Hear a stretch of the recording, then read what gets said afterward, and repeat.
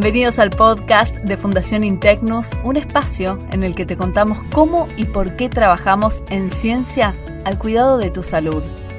Estamos en la provincia de Río Negro, en San Carlos de Bariloche, en un entorno natural único, camino al Cerro Catedral.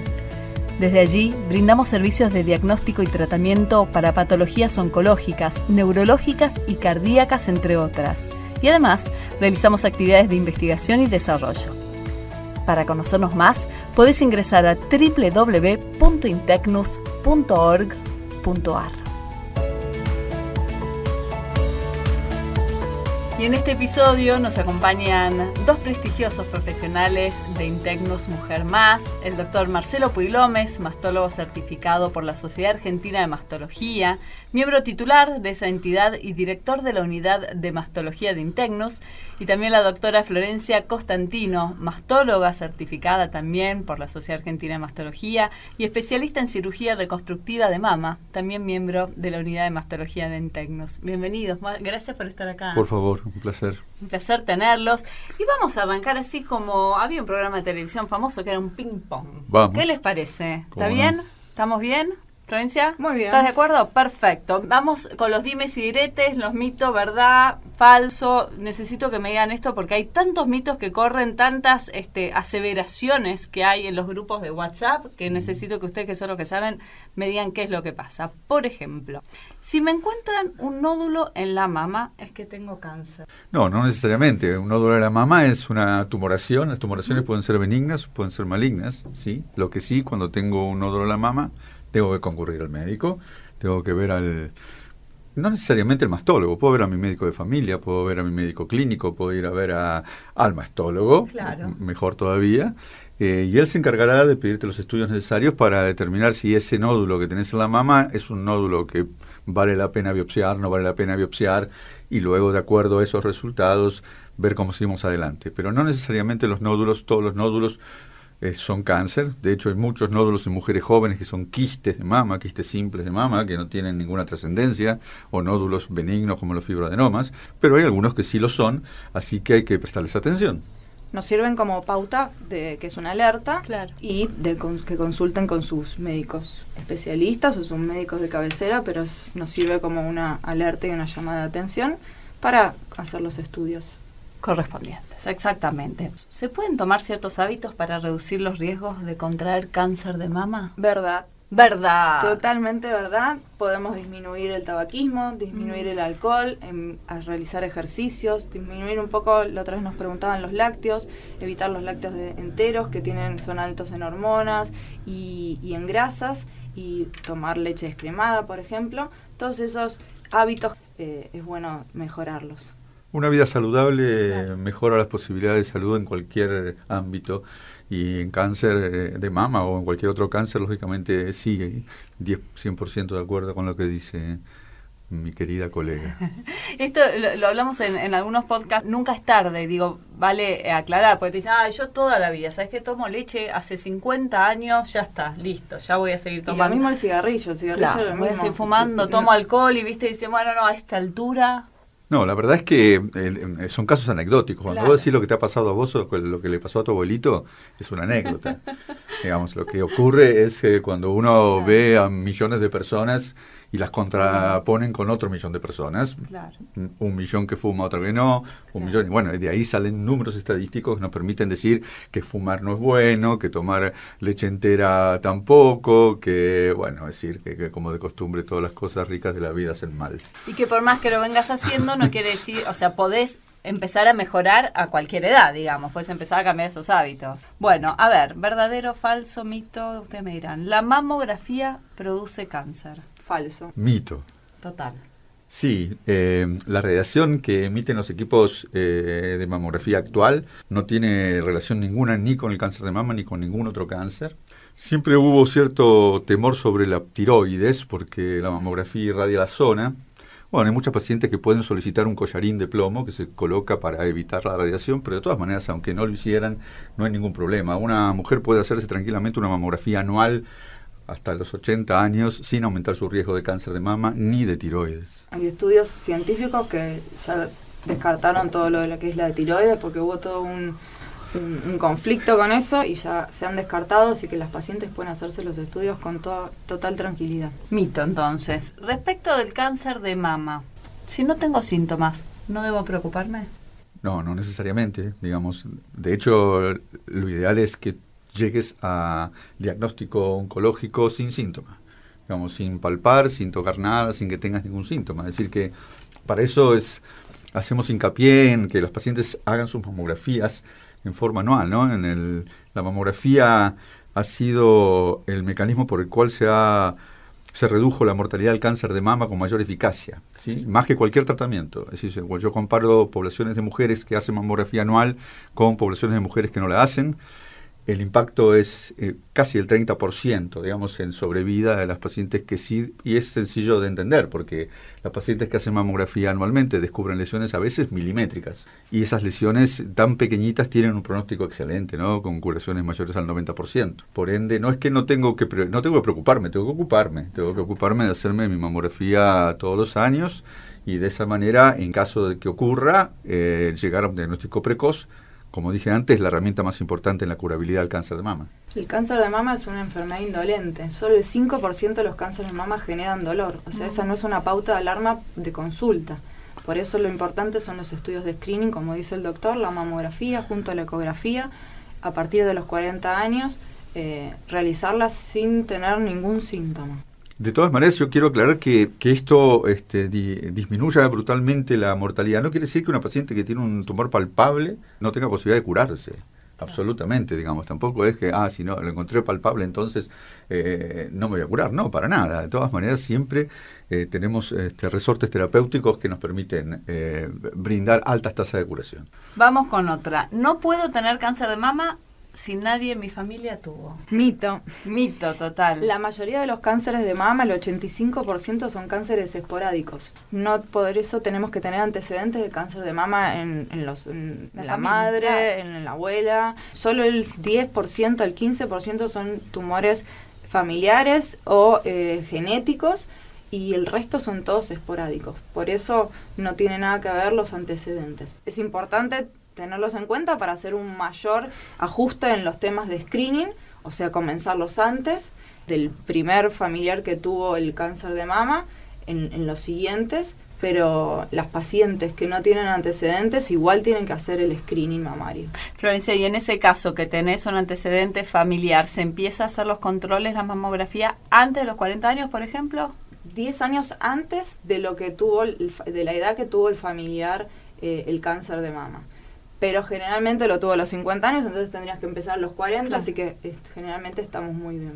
Si mi papá tuvo cáncer de mama, ¿no aplica como antecedente? ¿Mito? No, aplica como antecedente. No solo aplica como antecedente, sino que aplica con alto riesgo de ser un cáncer con mutaciones genéticas. Es decir, existe una mutación genética, todos recordarán el caso de Angelina Jolie, sí, que sacó las glándulas mamarias porque claro, tenía una mutación genética. ¿Sí? ¿Por qué? Porque su madre había tenido la mutación genética. Bien, el cáncer de mama en los hombres, 30% de los cánceres de mama en hombres tienen esa mutación genética, y es una mutación genética que codifica altísimas posibilidades de cáncer de mama. Entonces, es una fuerte antecedente. Ahora, Así hablamos poco del cáncer de mama en hombre. Y porque es muy poco común. Claro, es decir, hay claro, un cáncer de mama en hombres por cada 100 cánceres de mama en mujeres. Pero entonces, también poco existe, común. entonces tenemos que tenerlo en cuenta y evitar el diagnóstico tardío de estos cánceres. Sí, de todas maneras, el hombre no tiene programas de screening o de rastreo. Porque no son los más frecuentes. No son los más frecuentes, y por otro lado la mama del varón es muy pequeña y la nodularidad parece rápidamente detectable, digamos, ¿no es cierto? Imaginen que una mama de gran volumen puede tener una masa en el medio de 1 centímetro y es indetectable porque es una mama de gran volumen. En cambio, en el hombre es bastante superficial la glándula, más fácil de detectar, y generalmente el hombre consulta porque se toca algo. Claro. La ingesta de anticonceptivos predispone a padecer cáncer de mama. ¿Qué me dicen ahí? Ese es un gran dilema.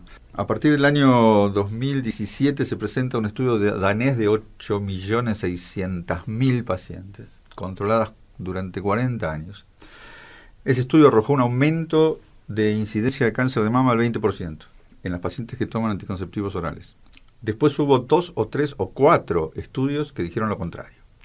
que no aumentaba. Los anticonceptivos orales pueden ser combinaciones de estrógeno-progesterona, progestágenos solos, por distintas vías, da lo mismo, digamos, sea transdérmico, intravaginal, oral, inyectable, intrauterino, lo que fuese.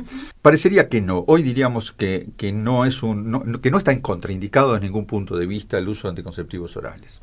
Quizás podríamos diferenciar grupos de altísimo riesgo, ¿no? Es decir, una paciente mutada, que tiene altísimo riesgo de tener cáncer de mama, y a esa paciente tratar de indicarle algún anticonceptivo no hormonal, etcétera, etcétera. Pero podríamos decir que se pueden tomar los anticonceptivos con confianza. ¿Por qué? Porque por otro lado, los anticonceptivos se toman en una etapa de la vida en donde el cáncer de mama es poco frecuente.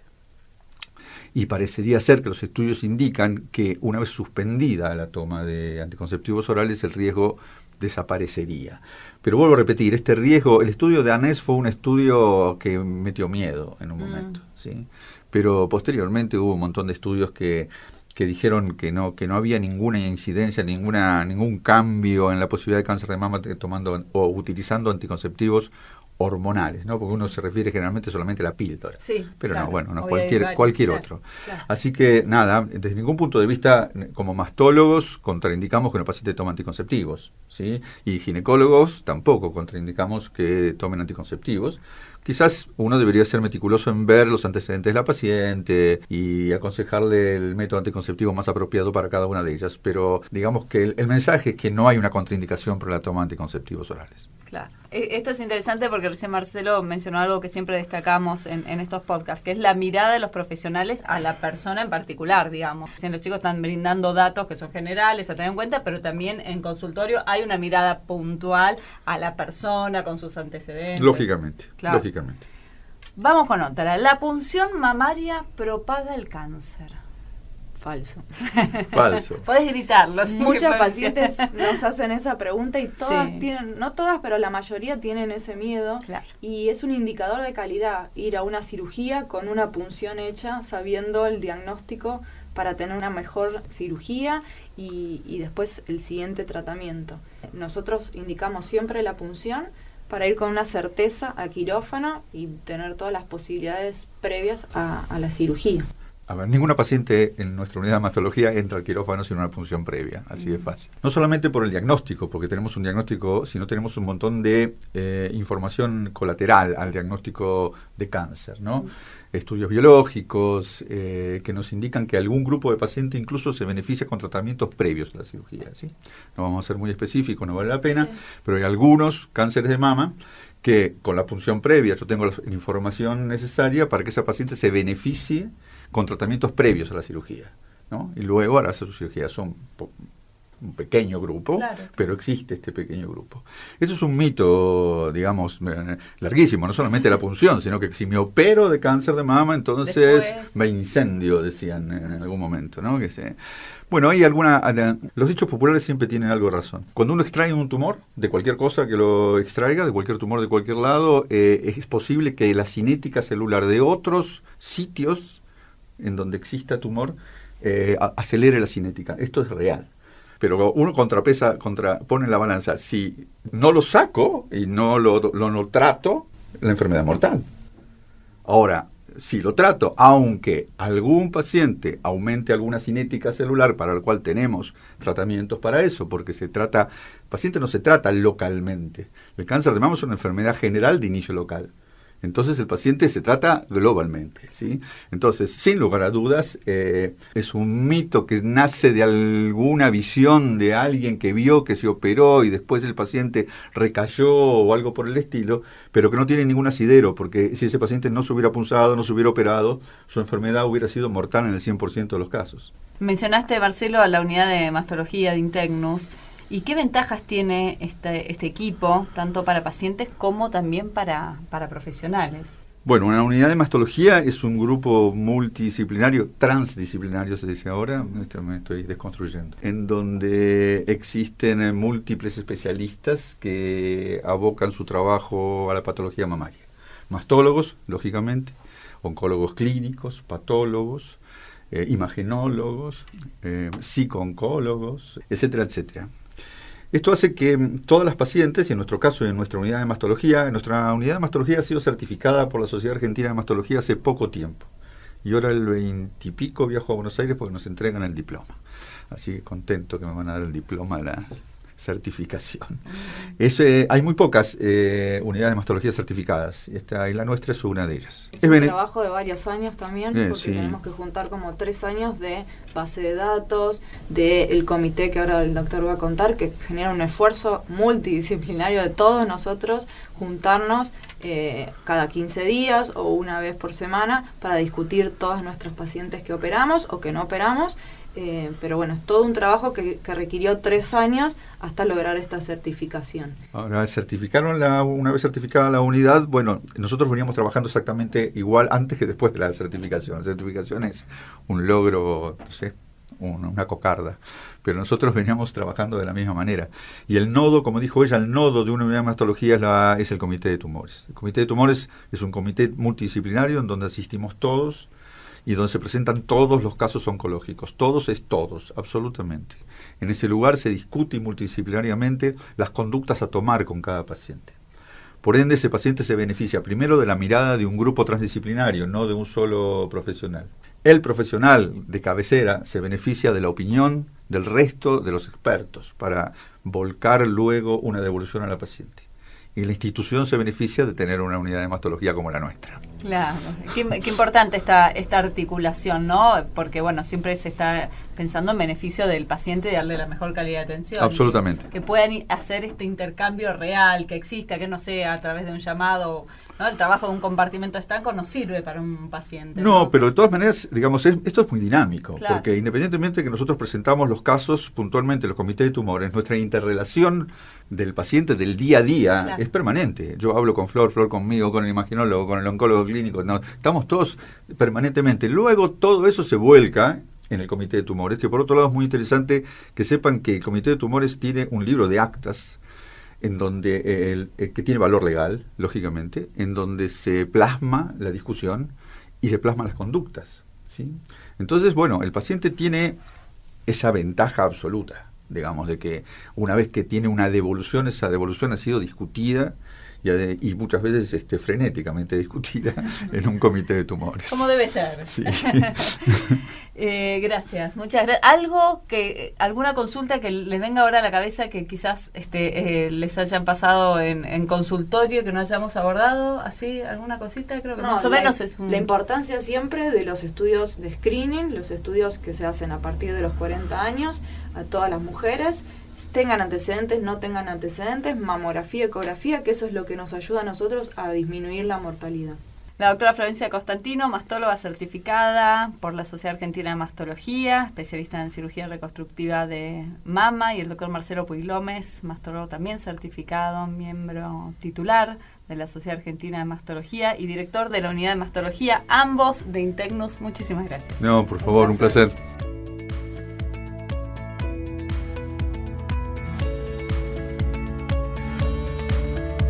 Fundación Intecnus. Ciencia al cuidado de tu salud.